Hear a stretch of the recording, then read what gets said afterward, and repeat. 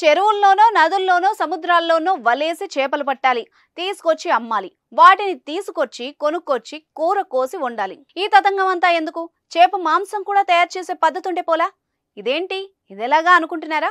అయితే ఇది మీరు చూడాల్సిందే. గజం కేవలం 23,000 రూపాయలతో 165 గజాల భూమి కేవలం 38 లక్షలు మాత్రమే. ల్యాబ్ లోనే చేప మాంసం తయారు చేసే దిశగా కేరళలోని ICAR central marine fisheries research institute పరిశోధకులు అడుగులు వేస్తున్నారు.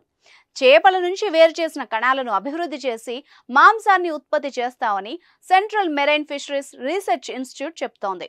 ఇందుకోసం ప్రత్యేకంగా త్వరలో ఓ ల్యాబ్ ఏర్పాటు చేయనున్నారు. కృత్రిమంగా తయారు చేసిన చేప మాంసం నిజమైన మాంసానికి ఏమాత్రం తీసిపోదని పరిశోధకులు చెప్తున్నారు.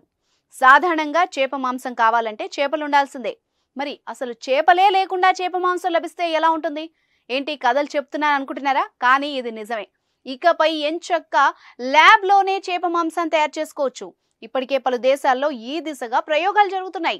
అయితే తొలిసారి భారత్లోనూ ప్రయోగశాలలో చేప మాంసాన్ని అభివృద్ధి చేయనున్నారు. Central marine fisheries research institute తొలిసారి ల్యాబ్లో చేప మాంసాన్ని అభివృద్ధి చేస్తోంది. ప్రయోగంలో భాగంగా తొలుత కింగ్ ఫిష్, చందువాయి చేప, సీల్ ఫిష్ మాంసాన్ని అభివృద్ధి చేస్తామని చెప్తున్నారు. ఈ ప్రాజెక్టును పబ్లిక్ ప్రైవేట్ భాగస్వామ్యంలో చేపట్టనున్నారు.